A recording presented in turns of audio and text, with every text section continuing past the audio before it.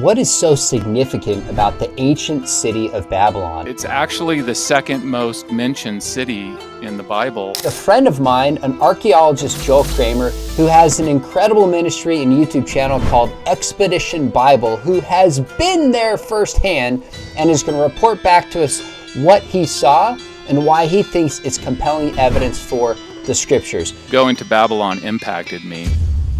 Joel, it's been at least a year or year and a half since I've had you on. You're always a favorite on my channel. Thanks for coming back and being willing to talk about this.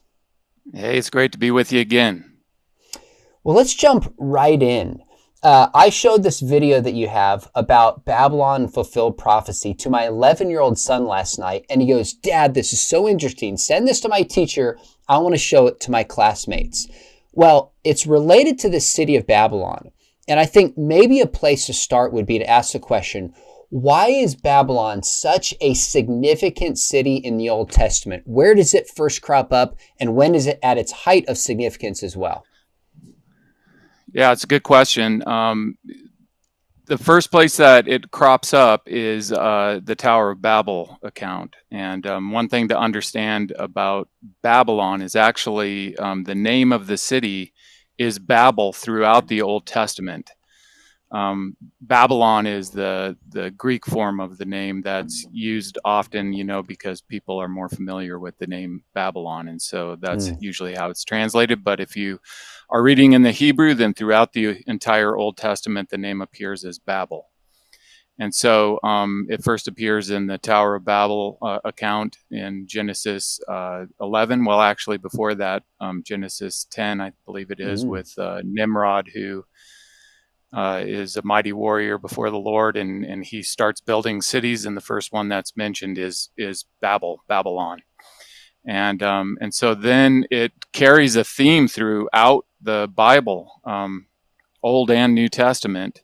And so it's actually the second most mentioned city in the Bible after Jerusalem, and really is the antithesis of Jerusalem as well. And so you have this theme that's kind of held together, like, for example, in Genesis 11, where it says, where they say, "Come, let us build a city and a tower that reaches to the heavens, so that we can make a name for ourselves." And then if we fast forward in time to Daniel chapter 4, I believe it's verse 30, where we have Nebuchadnezzar who's walking around on the roof of his palace, and he's looking out over this city, and he says, "Is this not great Babylon that I have built by my power for the glory of my majesty?" And then, so very, very much related to the Genesis 11 account, and then that carries all the way to Revelation, where it's used metaphorically. That same anti-God, just rebellious, proud attitude that you find throughout Scripture. And so, and of course, this is not just a scriptural theme, but it's a historical theme for the city itself. And it just comes back into play throughout Scripture. And so it's a very important city to understand. Yeah. I wasn't aware that it's the second most cited city in Scripture, which makes sense if you see it in Genesis 10 and 11, comes up all the way through Scriptures, and then appears in Revelation as this foil that we get Jerusalem mentioned first, God's city, compared to Babylon, this in somewhat anti-God city, that a prophecy we're going to look at today related to its fall would be a pretty significant prophecy. Now, we're going to get into that, but arguably, or even historically, not arguably, Babylon was at its height during the time of Daniel, wasn't it? We see that in Scripture. Do we also see that outside of Scripture as being supported? Yeah, I mean, definitely it reached its climax during the reign of Nebuchadnezzar II, who is the King Nebuchadnezzar that we're reading about in the Bible. And so, and then archaeologically, which I'm sure we'll talk about, but most of what has been uncovered at Babylon, the ruins, are from that period. And so, yeah, definitely that is the climax of the city, its size and its glory. Okay, so where in the Middle East is Babylon today, and how confident can we be, just archaeologically, historically speaking, that this is the same Babylon going all the way back to Genesis, and or at least the time of Nebuchadnezzar and the time of Daniel?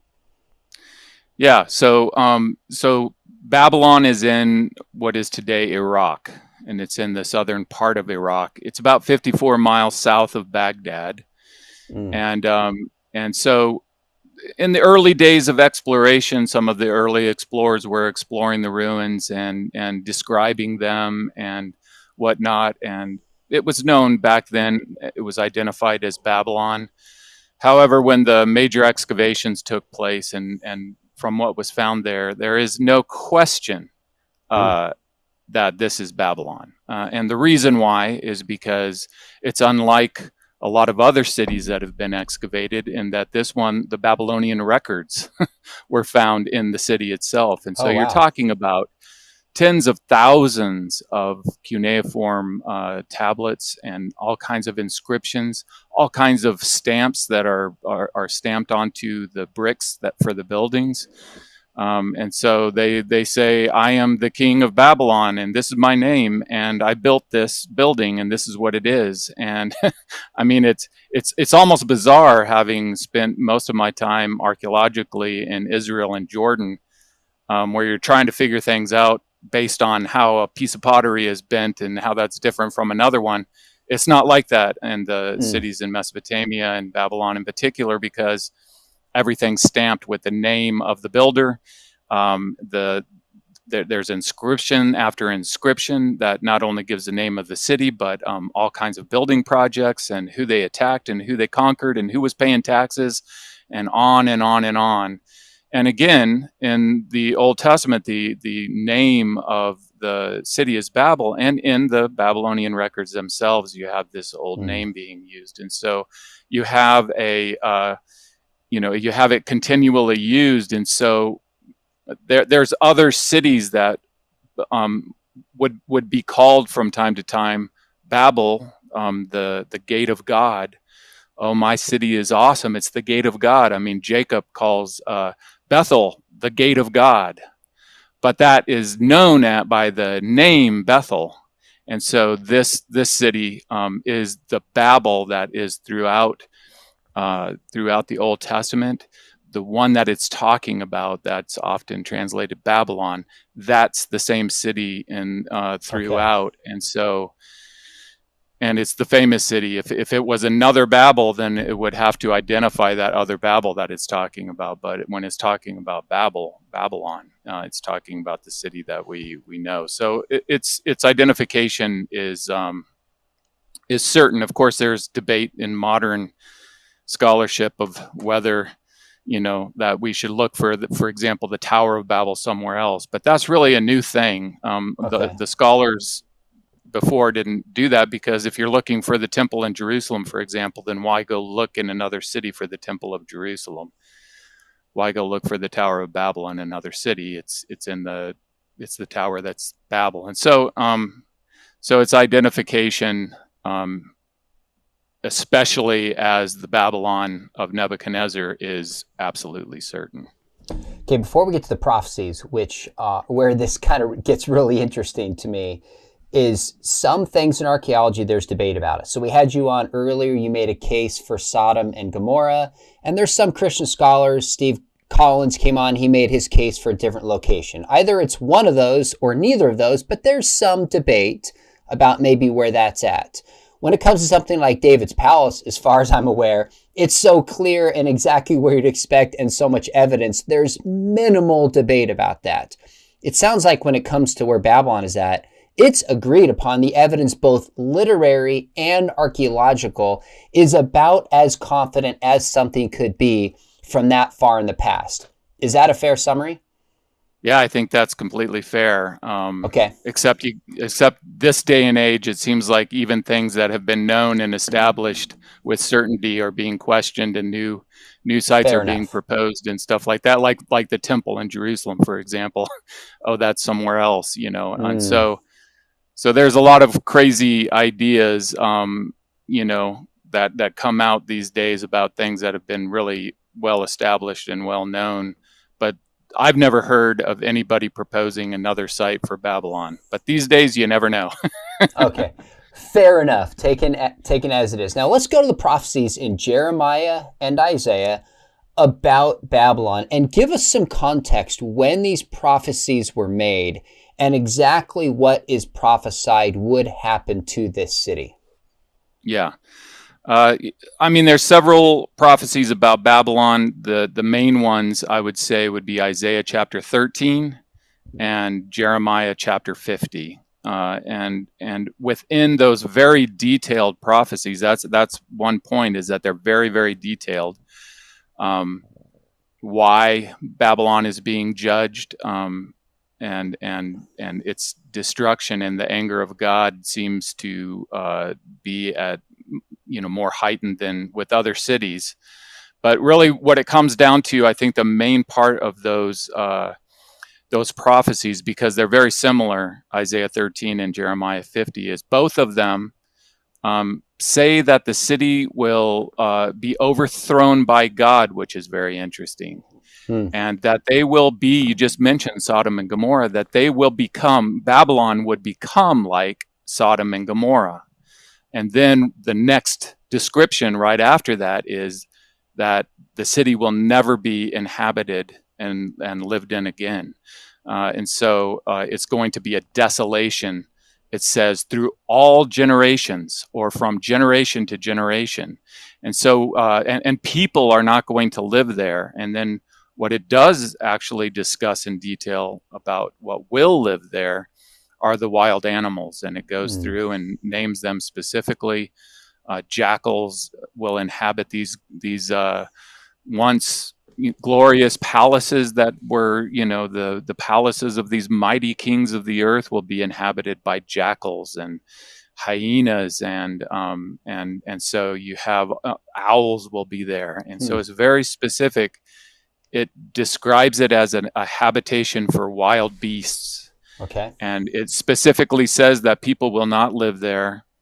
And it paints it as a permanent condition through all generations. And so certainly what that created in me, and I'm sure for most people as they read those prophecies, then it creates in you an expectation of what you would expect Babylon to look like today. And so it definitely did that for me. And so that was a major reason. It was those prophecies that intrigued me so much about Babylon that made me want to go and see it for myself and see what it looked like today, and whether that's the way that these ruins are. And so that led to me trying over a course of several years to try to get a visa into the country so I could go see these sites. It took years to do so. That's awesome. I'm sure there's a whole backstory to that maybe we'll get into some other time. But so this prophecy, Isaiah 13, Jeremiah 50, is not just the destruction of this city. It's the destruction. Specific animals are listed. Jackals, owls, what else did you mention? Maybe hyenas are mentioned, etc. Yeah. And it would not be inhabited again. So there's a certain level of specificity with these prophecies that we expect to find when we get there. Now, before we move to what you saw, how much has this site been excavated? Because you talked about in Israel, it's like one little piece of pottery, it's smaller. Has this been excavated a lot? Are there ongoing excavations there right now? What's the archaeological history and present taking place in modern day Babylon? Yeah, so the excavation history is there were several, I would say, smaller scale excavations that took place very early on. But by far the most important excavations of the site were by the German archaeologist named Robert Koldewey. And he excavated the site from 1899 to 1917. And I don't know how else to put it, but the guy was just a stud. I mean, That's 18 years. He was something. something else. 18 years, and I mean, Yeah. in those 18 years, he took very, very, very few days off, much less, Wow. like a vacation. He had a huge dig crew that he kept just going day after day after day for 18 years. The only reason he stopped digging was because World War Mm. One had gotten up to that place, and so he had to abandon the site because of incoming soldiers and whatnot. But I mean, the amount of dirt that they moved in 18 years is just mind-boggling. I don't know of any other archaeologist in the history of archaeology that has moved as much dirt as Cultivate did.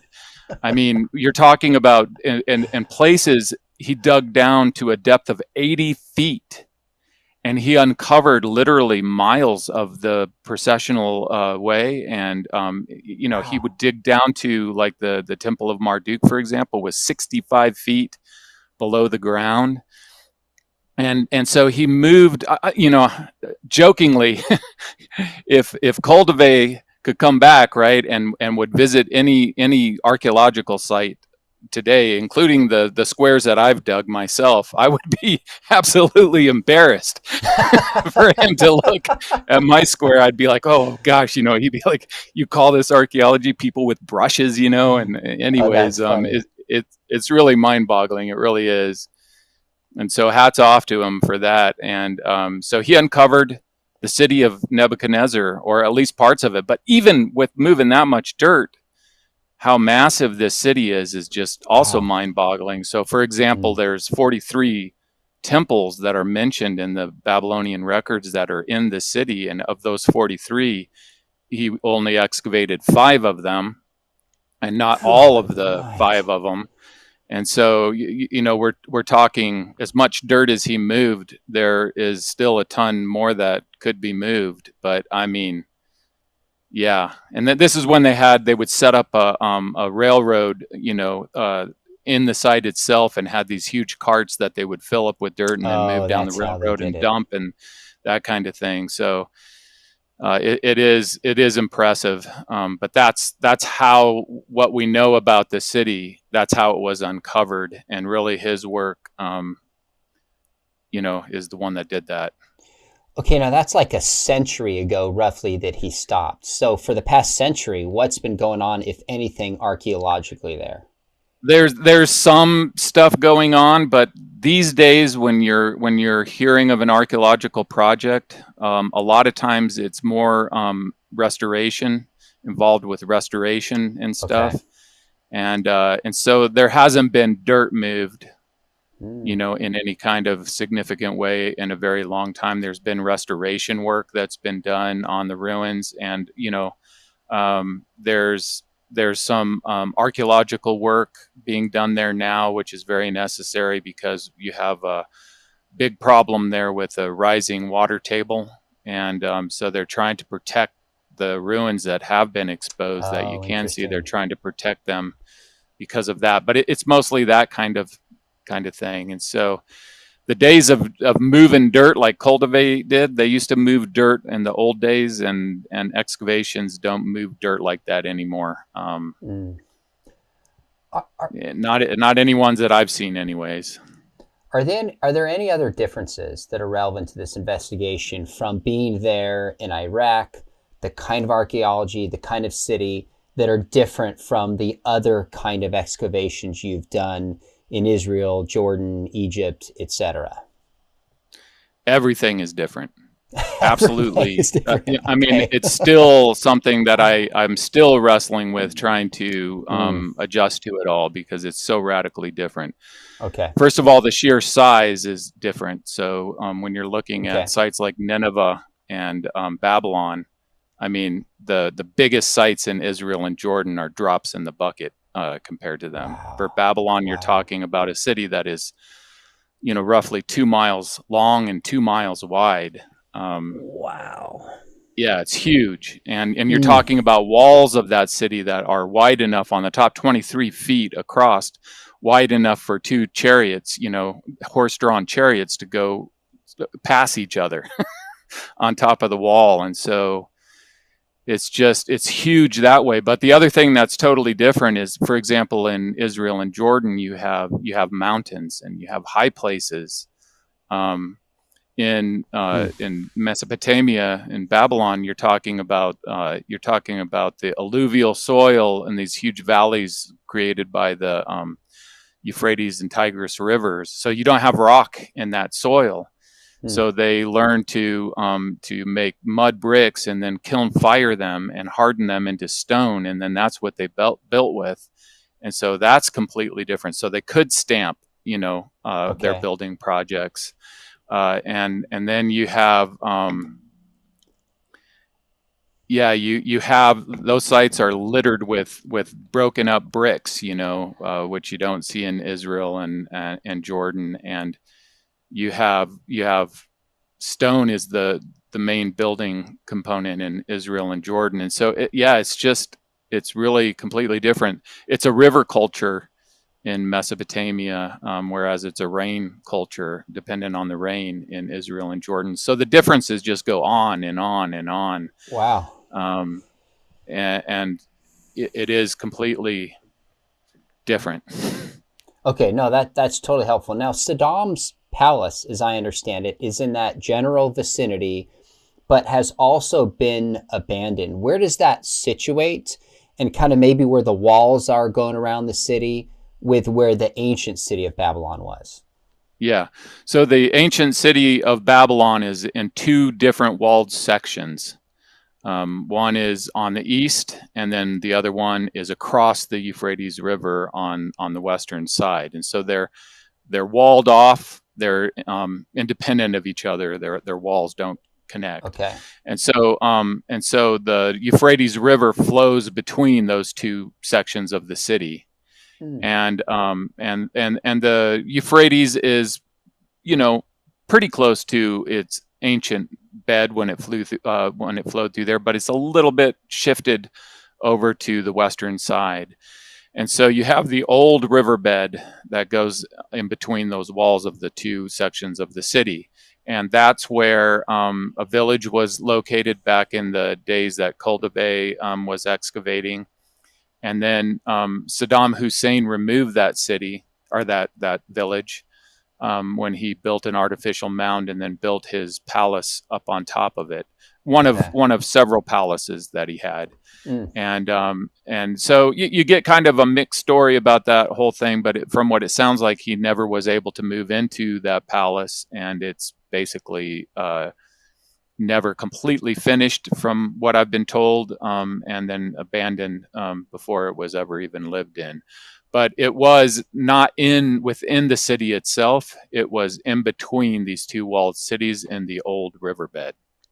Okay. So what was this moment like? You've wanted to go here for years, and either maybe you're flying in and you're able to look down, or maybe you're driving into it. What did you expect to see? Were you a little bit nervous? Like, I know these prophecies. What if they don't really match up? Like, what was your expectation going into finally seeing the city you've wanted to go to for years? Yeah, so I've been there multiple times, probably about 10 times. And the first time I went there, quite honestly, if I could describe my reaction to it, I would say I curled up in a fetal position and started sucking my thumb because I was so overwhelmed with, I didn't understand what I was looking at. And that often happens to me, when I go to a site for the first time. I don't understand it necessarily the first time, and there's a lot of things that confuse me, and I'm trying to work out the plan. Sure. And so it took me several days on that first trip to start to understand, okay, here's where the city walls are going. Oh my gosh, this is huge, and okay, this is where Saddam's palace is, but that's the riverbed. And so I started working it out that's what I tend to do when I go to these types of sites, is I have the top plan, as they're called in the archaeological report. And then I'm trying to line that up with the ground. Okay, this is here and this is over here. And so it took me several days there to even start to get a grip of how big the city was and where the temples were located and where Cultivate excavated when he found this and where he excavated when he found that. But as it was kind of all coming, where I was starting to understand, and then, I'd be there in the evenings and everything. And I guess I was expecting a certain thing. Most places that I go to, I have an expectation, and quite honestly, most places disappoint you a little bit. Your expectations exceed your experience, if Sure. that makes sense. That did not happen at Babylon. The place itself far exceeded my expectation. I thought maybe it'd be a place where you could conceive of some wild animals living. I didn't know there would be dens all over the place, that there would be animal tracks. Literally, the place is littered with animal tracks. And then that's just tracks. But then as the sun goes down or the sun goes up, then they're all howling and they're all running around there. And you're kind of thinking, I wish I had a gun, or something to protect myself. And so it was very much like visiting an archaeological site and an animal sanctuary at the same time. And it was like I said, beyond my expectations. And you'll hear me in the video that I do about it just keep harping on the same thing, but that's because it was just like, wow. I mean, to think, for example, of the buildings and how magnificent they were in that city and how incredibly elaborate and huge that city was, and to think that that place, that it's literally true that jackals are dwelling in these ruins of these former glorious palaces, and it's literally true that hyenas and wolves are in the ruins, living in the ruins, in dens in what used to be the Temple of Marduk, the most glorious temple, not only in Babylon, but it was the most glorious temple of an empire, and therefore in the world at that time. So yeah, it was something else. It is something else. Okay, so let's take this prophecy one by one. But first off, I'm glad that it took you a little bit of orientation, because I'm watching your video, and I hope folks watch it below. Again, my 11-year-old son loved it. If I was teaching Old Testament still with high school students, I would show it. It's the kind of thing I'd share with a skeptic who's not convinced. I'd say, hey, check this out. Let me know what you think. But you made it seem so easy. I'm like, wow, he knows east and west. He knows the walls.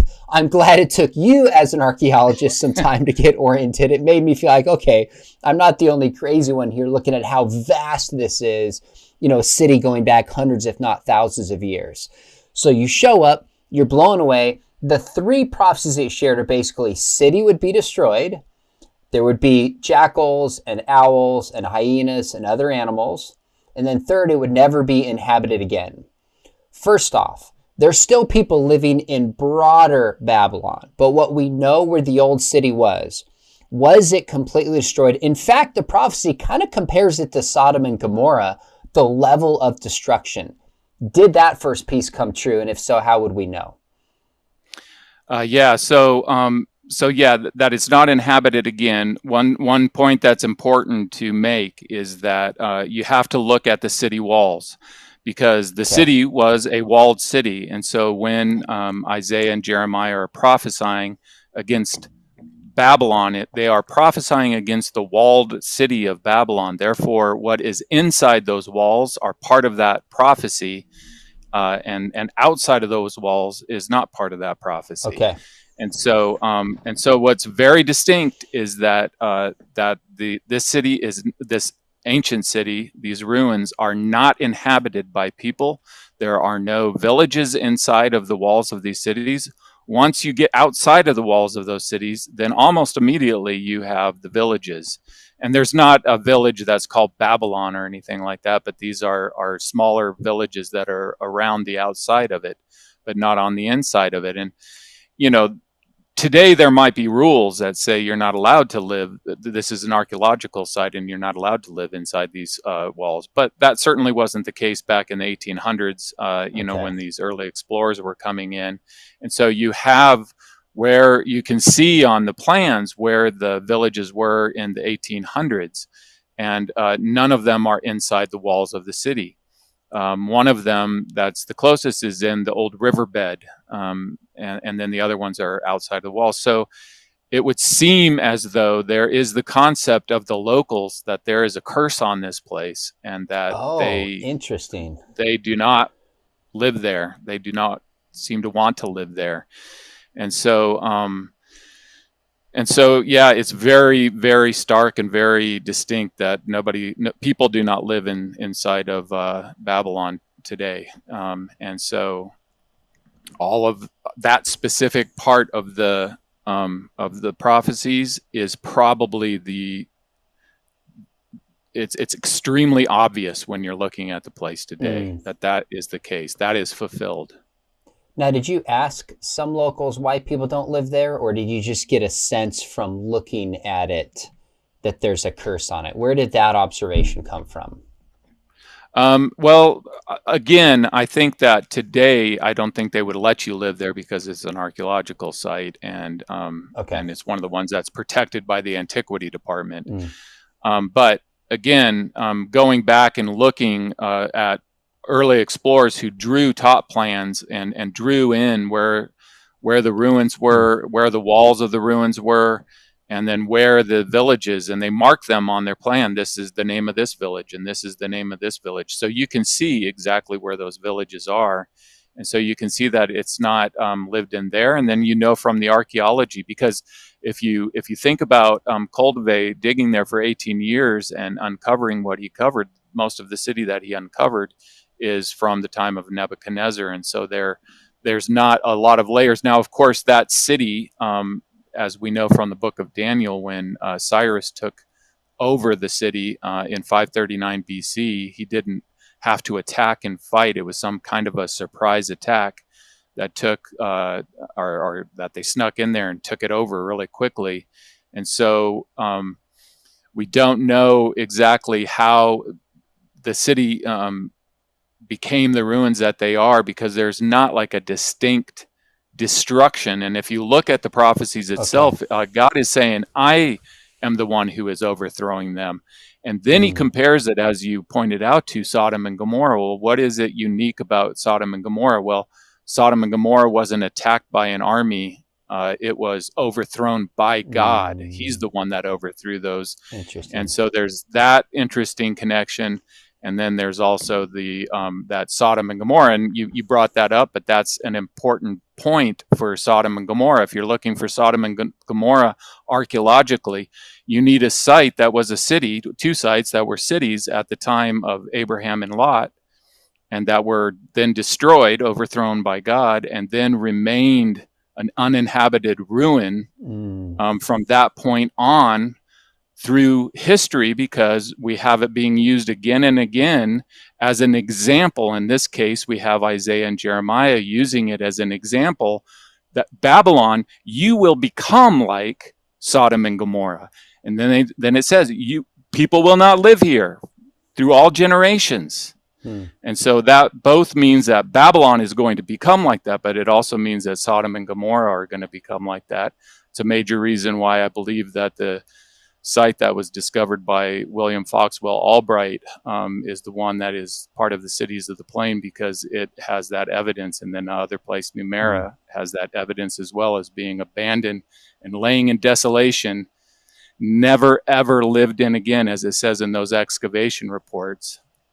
And that's what the glorious capital of the most powerful empire at the time of Babylon became. It became an uninhabited place. Okay, so imagine, Joel, the government says, you know what, we're not going to protect this land anymore. We're going to allow people to live here. Would that overturn the prophecy? Because it seems to say generation after generation, seems to imply forever. Yet on the flip side, that seems to be like too much power to just overturn a prophecy of God that had been true for, at least 2,000 plus years. So how would you respond to that if you go back for an 11th trip and it's like, oh my goodness, they allowed some people to live in the land. Isaiah and Jeremiah got it false. Well, I mean, I'll just put it this way: if I would have come there and seen a village on top of the ruins of Babylon, I would have been disturbed. Hmm. Um, that would have been disturbing to me, and so now that doesn't mean that I would have thrown my Bible in the garbage can, right? I would have worked through that. Okay, what does that mean? What does this mean? This must mean something. Then I must have misunderstood, or we must have misunderstood this prophecy and everything like that. And of course, those things are possible because we don't understand Scripture perfectly, and that kind of thing. And so, but yeah, I would not expect that at all. And if that were to happen, I would have to reevaluate how I understood those scriptures and what they meant and everything like that. Okay. But I don't see that happening. Um, yeah. So Yeah, no, I don't that know if that answers your question or not, but it's kind of hard to picture what you would do in that scenario. But I had kind of a similar experience when I went to Tyre, because Tyre is talked about destroyed and not being inhabited, and then you go there and you go to the fish market in Tyre and everything mm, like that. And again, I was disturbed when I went there the first time, and I had to work through that. But I came to an understanding that that the Old Testament city is in a different place than the New Testament city, and that the aqueduct system there brought the oh, water over interesting. to the other place. And so again, the prophecy was against the mainland city specifically, and this was the walled Old Testament city. And so inside those walls was what was being prophesied over. And so though I initially was very confused and didn't understand, um, I was able to work through that both in scripture and on the ground to realize, oh, okay, now I think I understand better. And so that's an example Yeah, of that actually happening. Yeah. that's fair. I was curious how you worked it through because part of the question is what's meant by generation after generation. When I say my mechanic, oh, he's going to take forever, I just mean a long time, not literal forever. Yeah. You know, I mean, if this has happened 2,700 years and stayed for a long period of time, this is generation after generation after generation. You know, of course, we don't have to consider those options because it's still not inhabited.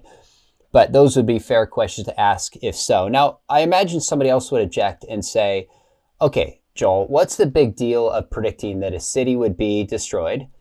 Every big city, every big empire at some point has come to an end.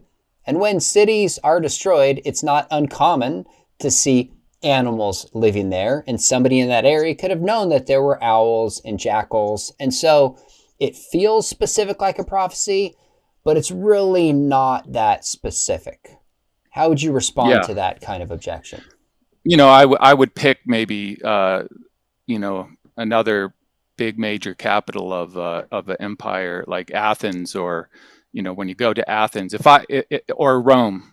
If I were to read about Rome, and the Bible said about Rome what it says Hmm. about Babylon, and I have gone to Rome today, I would be greatly disturbed because it would be the opposite of what my experience of going to Babylon Hmm. was. It would be, well, no, this is an inhabited place. This is a city still today. This is a living place. This is not fit the description that I'm reading about. That hyenas and jackals and all these wild animals will live here, and so while it's true that that empires don't last, and that they crumble, the prophecies in regards to Babylon are very, very specific, and I think Hmm. that's why it's being specific when it's saying this is a permanent condition,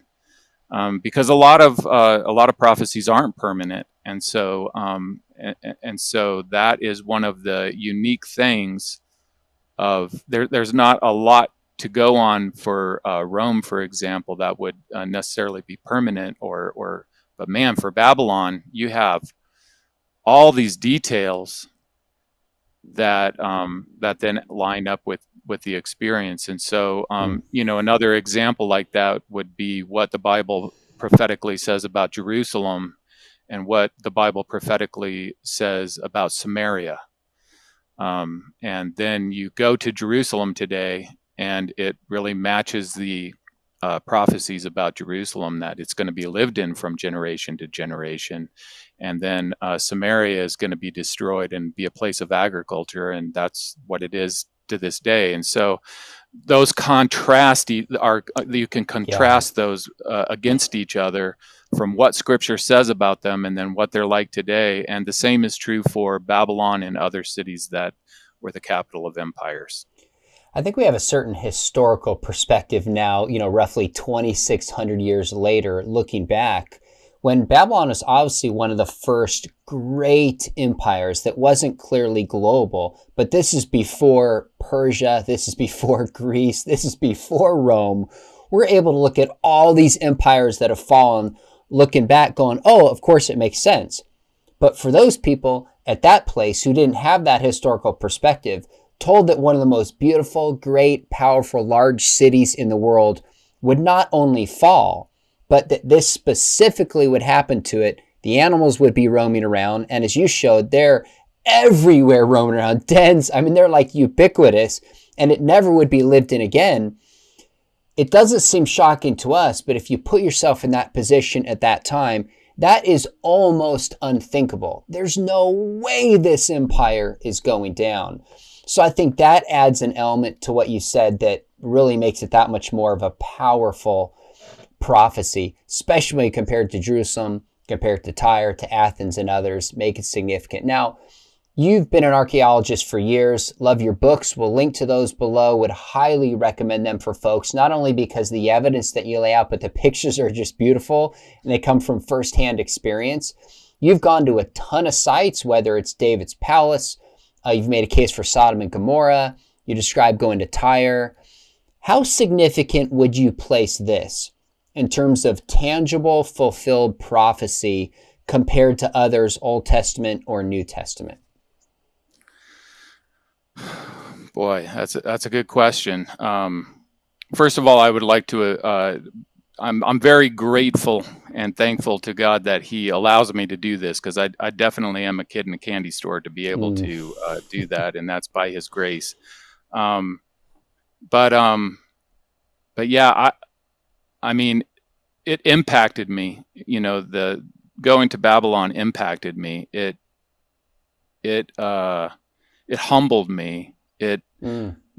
I say in the video that I made about it, it put the fear of God in me. And it did. Not that,